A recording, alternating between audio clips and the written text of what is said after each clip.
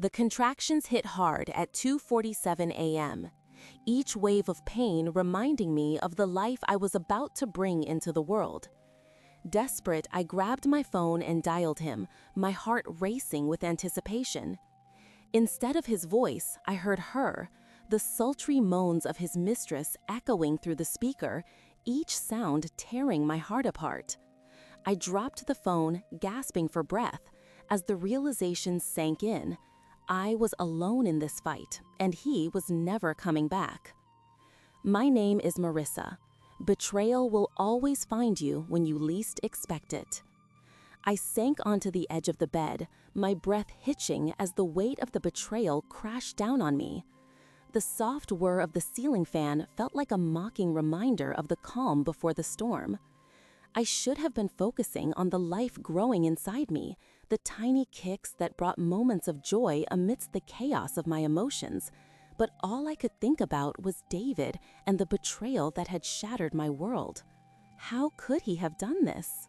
My mind spiraled with memories of our shared dreams and plans for parenthood, which now felt tainted and distorted. I knew I had to reach out to someone, but the thought of calling Gina made my chest tighten further. She had always supported me, been my rock through every up and down, but how could I share this fresh wound with her? Still, I found myself dialing her number, desperation clawing at my insides. When she answered, her voice was warm and familiar, a stark contrast to the coldness I felt inside. "Marissa, what's wrong?" she asked, instantly sensing my distress.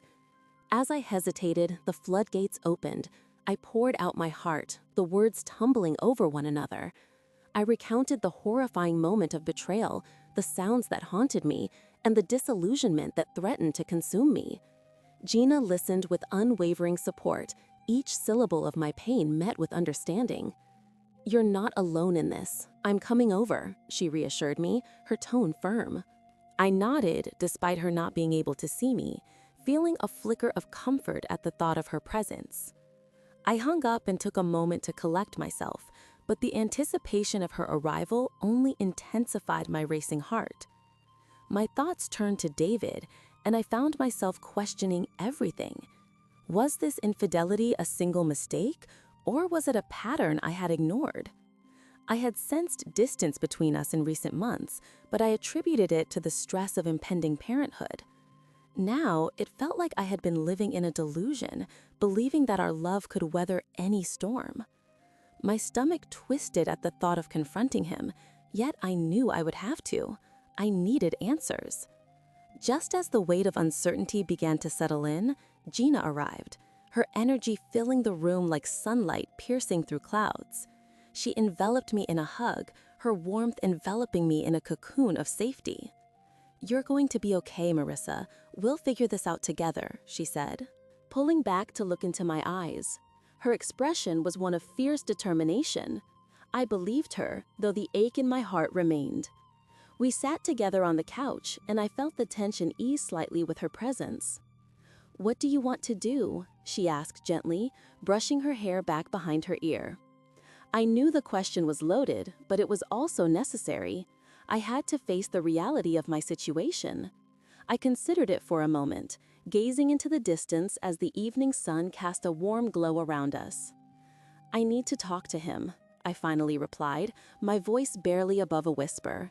"But I don't know how to approach it. What if he tries to deny it?" Gina reached out, taking my hand in hers. "You deserve the truth, Marissa. No matter how painful, you deserve to know where he stands." I nodded, grateful for her support. The conversation shifted then, as we discussed how to prepare for the confrontation, the questions I needed answers to. Each suggestion she made helped me build a semblance of resolve. As night fell, the reality of the confrontation loomed closer. I could feel my heart racing as I envisioned David walking through the door, completely unaware of the storm brewing inside me. I took a deep breath and reminded myself that I was strong, that this moment was about reclaiming my power. I needed clarity, not just for myself, but for the child who would soon depend on me entirely. The hours ticked by slowly, and when the door finally opened, I was poised and ready, but my heart was pounding in my chest. David stepped inside, his face lighting up with a smile that felt like a knife twisting further into my heart. "Hey, I was just thinking about you," he said, closing the door behind him. His casual tone ignited the anger simmering beneath my calm exterior. I crossed my arms, standing my ground as he approached me. "You need to sit down," I said, my voice steady despite the turmoil inside. The smile slipped from his face as he took in my expression. "What's wrong?" he asked, his brow furrowing in concern. I took a deep breath, feeling the weight of the moment pressing down on me. "I know about her, David. I heard everything," I said, my voice unwavering. His eyes widened, and the denial I anticipated flickered across his features. "Marissa, I can explain." "No," I cut him off, my heart racing with adrenaline. "You don't get to explain. You betrayed me at the most vulnerable time in my life, and now I deserve to hear the truth." I watched as he grappled with my words, his face shifting from surprise to guilt. As I prepared to unleash the torrent of emotions built up within me, I realized that this was not just about confronting David, but also about reclaiming my own voice. I was determined to stand my ground and protect myself and our child from further hurt. I took a deep breath, steadying myself against the wall, my heart racing with a mix of fear and determination. "David, this isn't just a conversation about us anymore. It's about our child," I said, my voice trembling but firm. The weight of my words hung between us like an unmovable barrier. I could see the internal battle raging within him as he searched for the right response, but I wasn't interested in his excuses or his attempts to minimize what he had done. "You need to understand that I won't allow our child to be brought into a world filled with lies. They deserve better than that," I continued, feeling the fire of resolve burning inside me. I knew this moment was critical.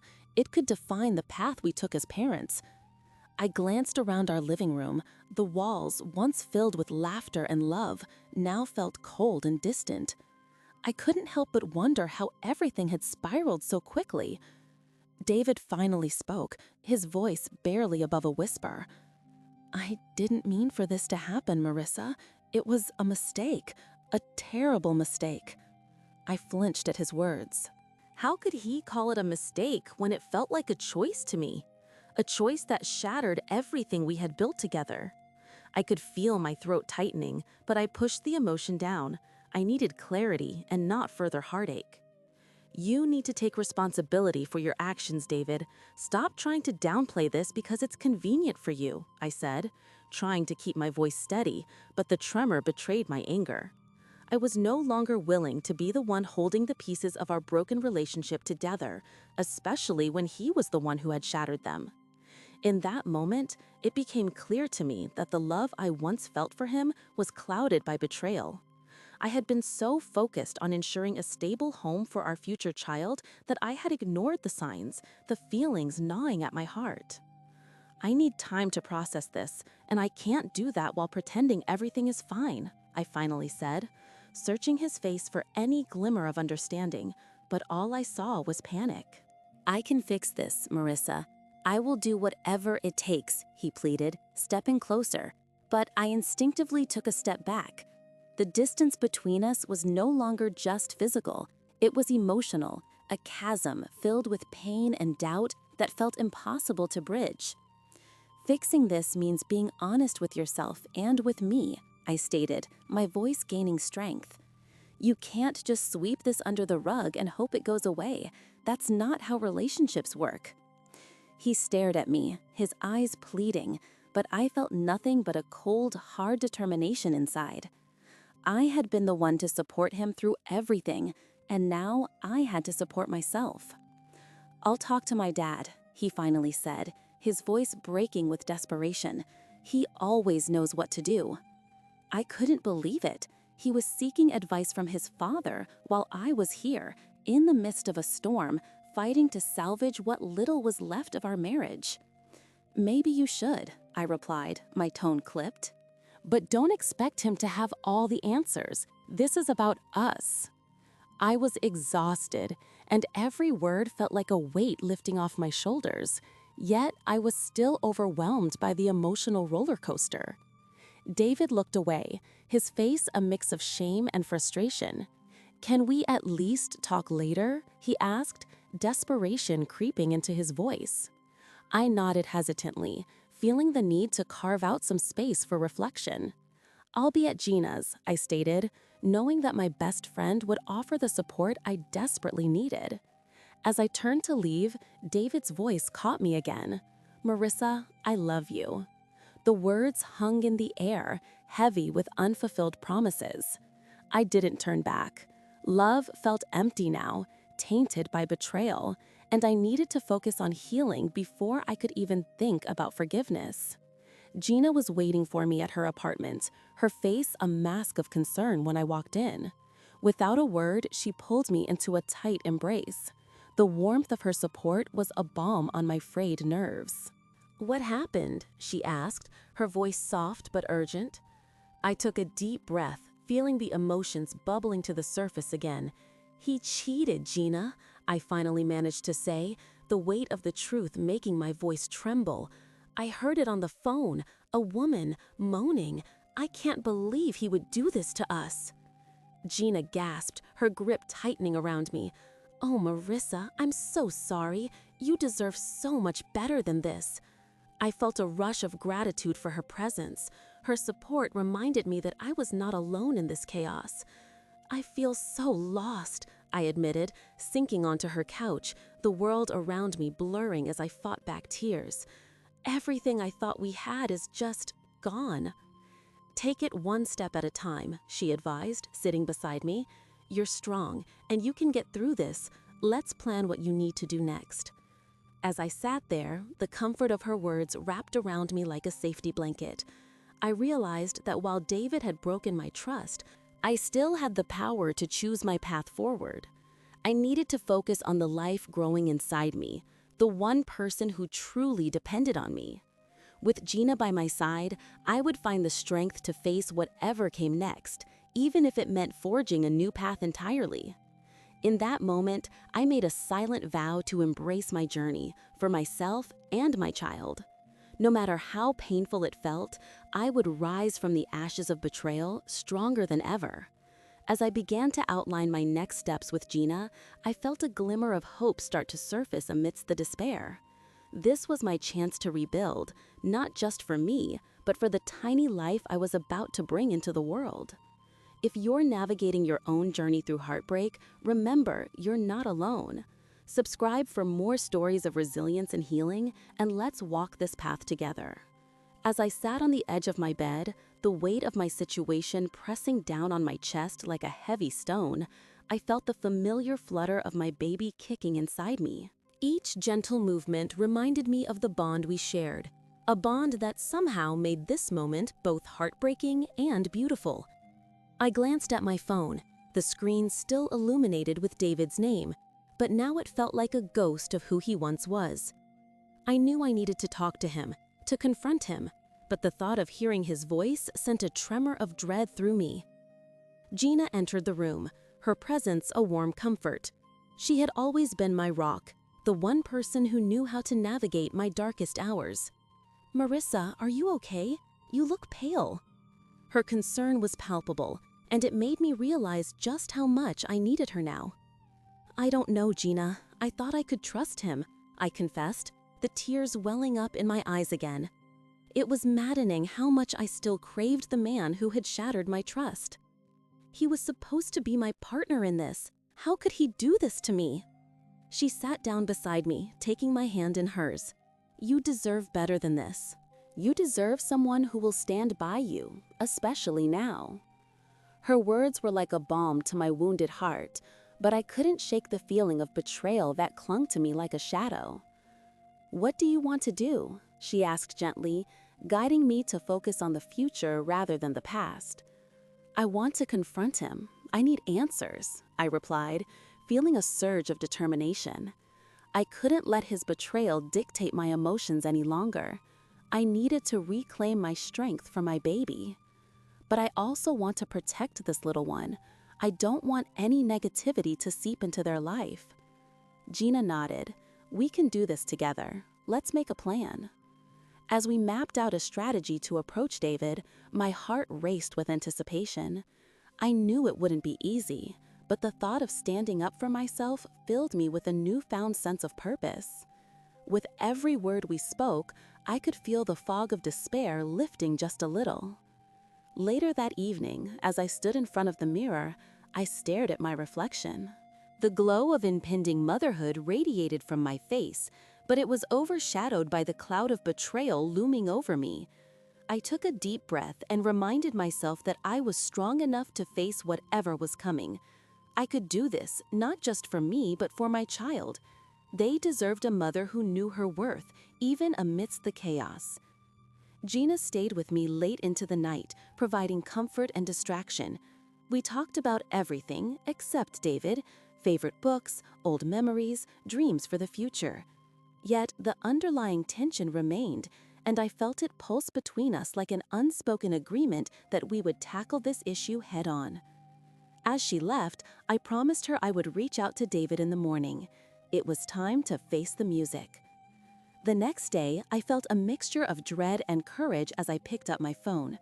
My fingers trembled slightly as I dialed David's number, but I steadied my resolve. He answered on the second ring. "Marissa," he said, the weight of his voice heavy with something I couldn't quite place. "David, we need to talk." My heart raced, but I held fast to the conviction behind my words. "Meet me at the park in an hour." There was a pause on the other end, and I could almost hear the gears turning in his mind. He finally agreed, and I hung up, a rush of adrenaline coursing through me. Gina insisted on coming with me. "You shouldn't go alone, not after what he did," she said, her eyes fierce with loyalty. I appreciated her support, but part of me wanted to handle this confrontation privately, to gauge the truth of his intentions without an audience. Still, I knew the reality of my emotional state. I needed her by my side. When we arrived at the park, the sun hung low in the sky, casting a golden hue over everything. It felt almost serene, and I wished for a moment that I could lose myself in its beauty. But the gravity of the situation pulled me back to reality. David was already there, pacing nervously near a bench, his expression unreadable. As I approached, I took a moment to gather my thoughts. This was not just about anger. It was about healing and clarity. Gina squeezed my hand, offering silent encouragement. "You've got this," she whispered, and I nodded, taking a deep breath. "David," I started, my voice steady despite the turmoil inside, "I heard you the other night, and I need to know why." The words poured out of me, laced with an urgency that surprised even myself. He looked up, guilt flickering in his eyes. "Marissa, Don't try to explain," I interrupted, unwilling to let him sidestep my pain. "I deserve the truth." His shoulders slumped, and I could see the weight of his choices pressing down on him. "I made a mistake," he finally admitted, his voice barely a whisper. "But I never stopped loving you." In that moment, my heart ached for the man I had loved, but I also felt a resolute anger rising. His love could not erase the hurt he had caused.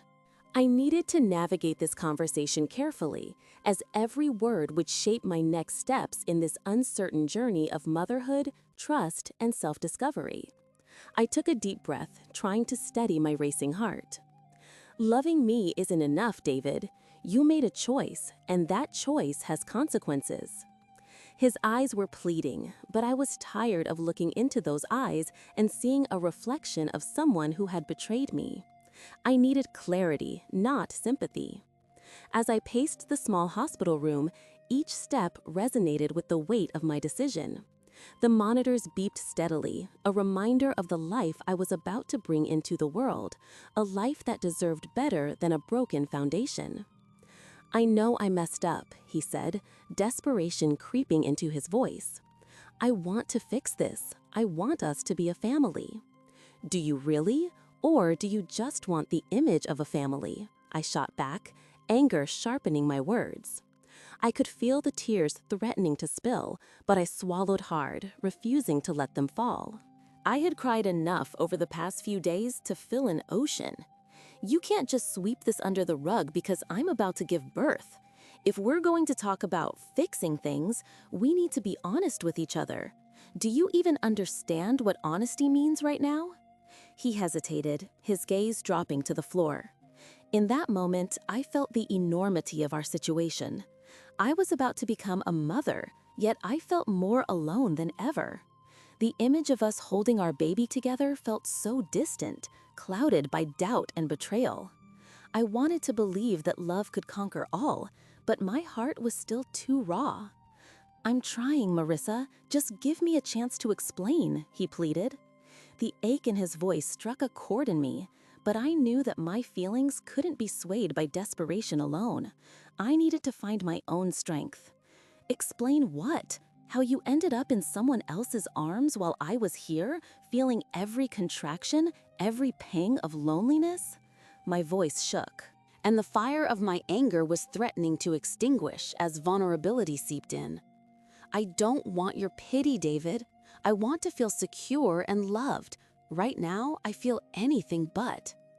As I turned away from him, the reality of my situation crashed down. I reached for my phone, the lifeline to my friend Gina, who had been my anchor throughout this turbulent storm. I needed her right now. I could imagine her voice, steady and reassuring, helping to ground me in this whirlwind of emotion. Before I could dial, the door creaked open, and Thomas stepped in, his brow furrowed with concern. "Marissa, I came as soon as I heard." He looked between David and me, sensing the tension in the air. "What's going on?" I took a moment, trying to collect my thoughts. "David and I were just talking," I said, though the word talking felt like a massive understatement. Thomas glanced at David, who was still standing there, a shadow of the man he once was, before returning his gaze to me. "Do you need a moment?" he asked softly, his voice a soothing balm. "No," I said firmly, gripping the edge of the bed. "I need to confront this head on. I'm not going to pretend everything is okay." Thomas nodding, respect evident in his demeanor. "Good. It's important to address these feelings. David, you need to understand the gravity of what's happening. You can't just expect Marissa to forgive you with a few empty words. You have to show her you understand the impact of your actions." David's eyes flitted to Thomas, and I could see the flicker of realization dawning on him. It wasn't enough just to say he loved me, he needed to prove it. "I know I have a lot to make up for," he finally managed, his voice steadier. "I just need to know where to start." "You start by listening," I said, my voice gaining strength. "I need to express how betrayed I feel, how scared I am to bring our child into a fractured environment. I can't take risks with my heart right now." As I spoke, I could feel the tightness in my chest loosening. I was reclaiming my voice, reminding myself that I had a right to stand up for my own emotional well-being. Gina had always said that empowerment comes from within, and in this moment, I felt the truth of that statement. I looked at Thomas, who was patiently waiting for me to continue. "I need to know if I can trust you, David. You have to put in the work, not just for me, but for our child. I can't raise a baby in a house of broken promises." David nodded slowly, absorbing my words like a sponge, but I wasn't convinced he fully understood the depth of my pain. "I will do whatever it takes, Marissa," he said, and this time there was no uncertainty in his voice. "I want to be the husband and father you deserve." I wanted to believe him, yet doubt lingered in the corners of my mind like an unwelcome guest. I had to protect my heart, my baby, and myself from the harm that had already been inflicted. The reality of our situation hung heavy in the air, and the thought of reconciliation was daunting. However, as I felt the first stirrings of my labor beginning, I realized that I was not just fighting for our marriage, I was fighting for my own identity as a mother and a woman. As the contractions intensified, my focus shifted back to the impending arrival of our child. I needed to be strong, not only for myself, but also for the little one who would soon be a part of this world. In that moment, the true fight began, and I was determined to emerge victorious no matter the cost. As the contractions gripped me tighter, I tried to focus on the rhythm of my breathing. Each wave brought me closer to the moment I had long dreamed of, yet my mind was a battlefield. The image of David laughing and whispering sweet nothings to another woman invaded my thoughts, and I clenched my jaw, pushing it aside. I needed to channel all my energy into this labor, not the betrayal that threatened to consume me. I felt Gina's reassuring presence nearby. Her hand squeezed mine with a warmth that reminded me I wasn't alone. I could hear her voice, filled with confidence, guiding me through the process. "You're stronger than you think, Marissa. Just breathe and trust your body."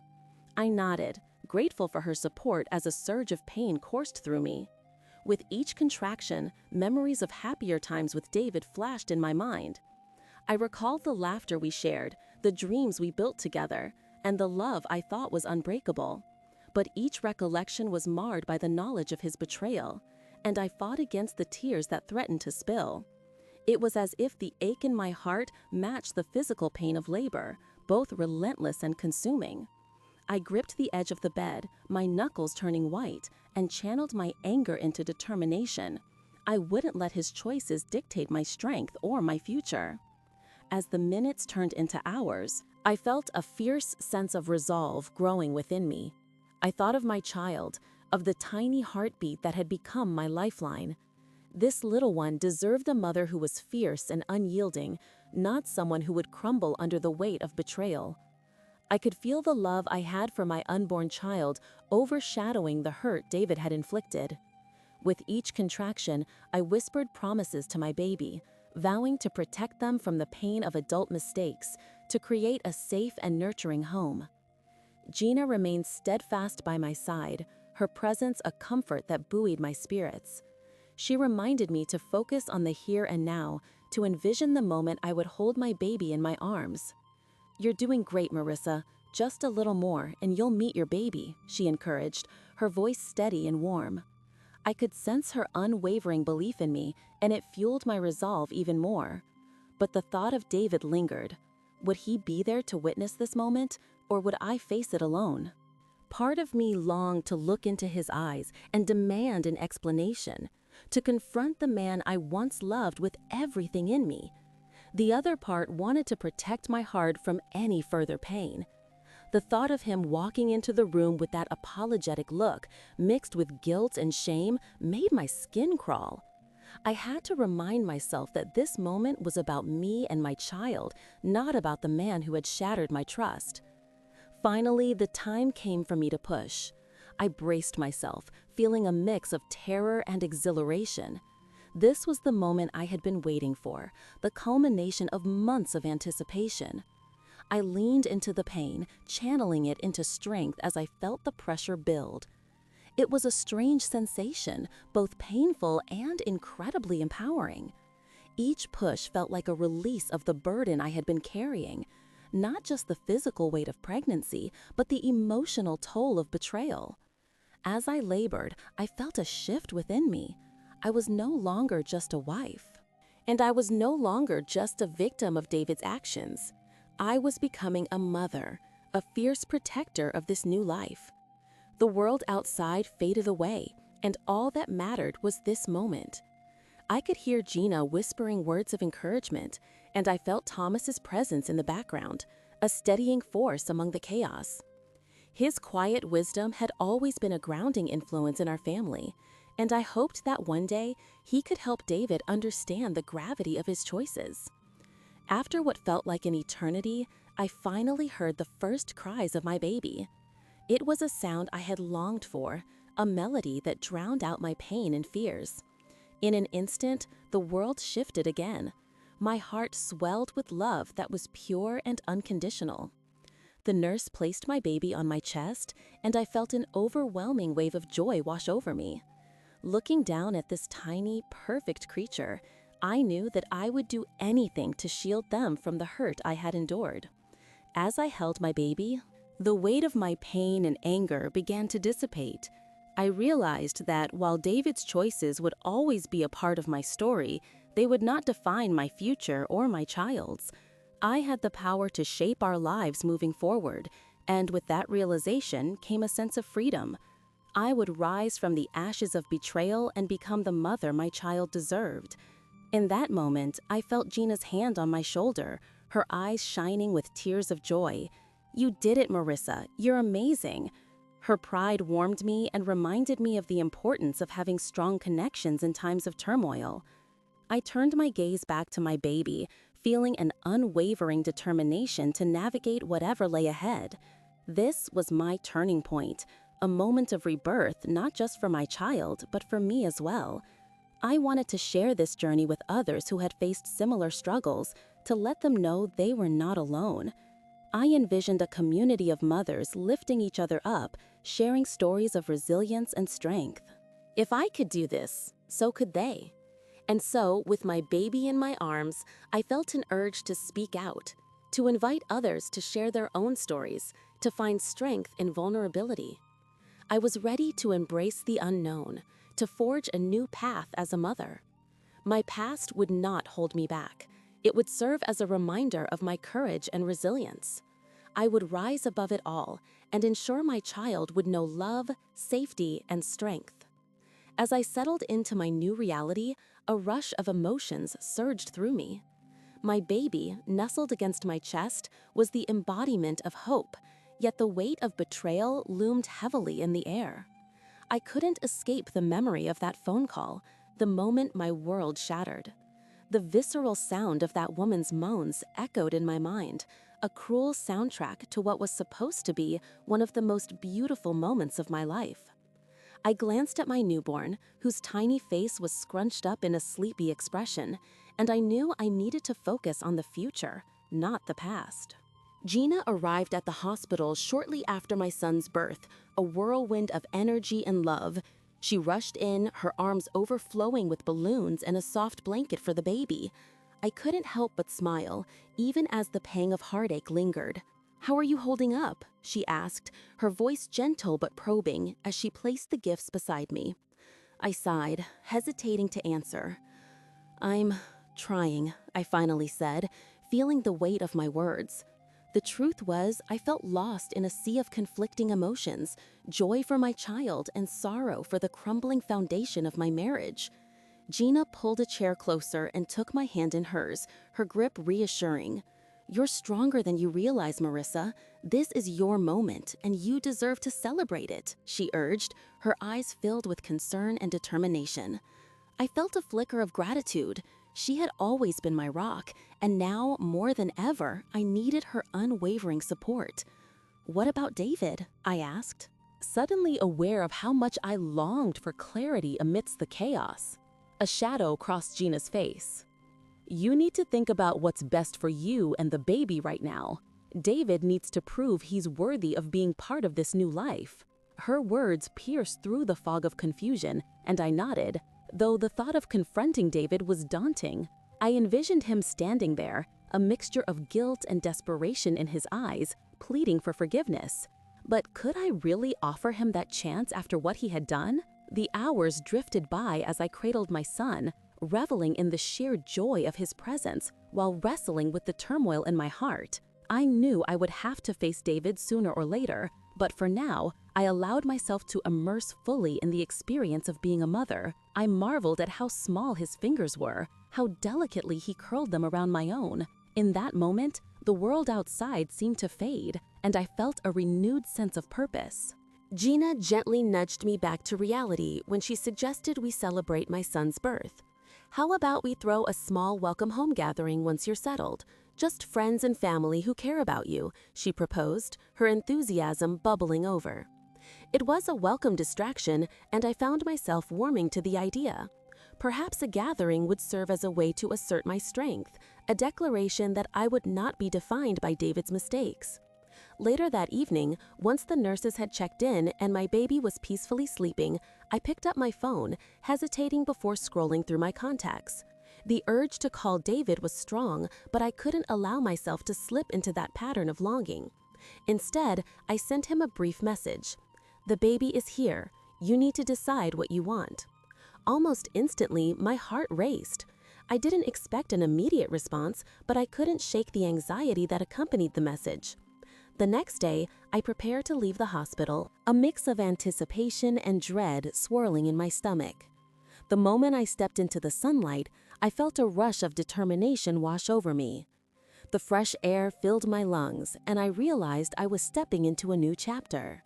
I cradled my baby close, feeling the weight of responsibility rest on my shoulders. I had to be strong for him. That was non-negotiable. When I arrived home, the atmosphere was thick with unresolved tension. I found myself standing in the living room, my gaze drifting to the empty space beside me where David would usually sit. The reminder of his absence was a stab to my heart. Just as I began to settle into my surroundings, I heard the front door creak open and my heart lurched. There he was, David, looking disheveled and weary, as if he had been holding himself together by a thread. Our eyes locked, and for a moment, the world around us faded away. It was as if we were both aware of the gravity of the moment, caught in a web of our shared history and the raw pain that lingered between us. "Marissa," he began, his voice tremulous, but I held up my hand, halting his words. "I don't want to hear excuses right now," I said firmly, surprised by the steadiness in my voice. "I need to process everything that has happened." He nodded, anguish etched on his face. "I know I've messed up. I want to make it right." I felt my heart ache at his plea, but I couldn't afford to waver. The love I once felt was now tangled with betrayal and anger.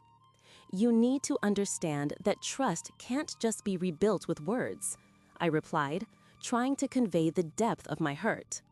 As I turned away, I felt the strength of my resolve solidify. This was my life now, intertwined with my child's future. I would navigate this storm, not just for myself, but for him. In that moment, I realized I was not alone in this journey. I had Gina, and perhaps, with time, I could find a way to reconcile my feelings for David and determine if our family was worth fighting for. The path ahead was uncertain, but with my son by my side, I was ready to confront whatever came next.